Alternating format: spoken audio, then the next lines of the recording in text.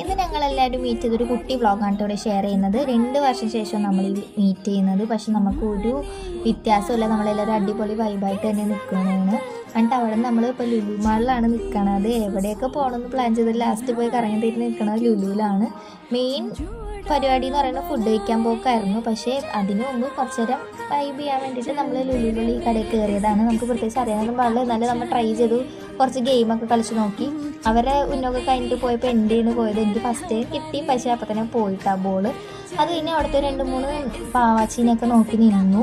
അത് കഴിഞ്ഞിട്ട് നമുക്ക് ആഷിനൊക്കെ ഒരു ഗിഫ്റ്റൊക്കെ പ്ലാൻ ചെയ്തിട്ടുണ്ടായിരുന്നു. ആഷിനൊക്കെ അതൊക്കെ കൊടുത്തു, കുറച്ച് നേരം ഫോട്ടോസൊക്കെ എടുത്തു.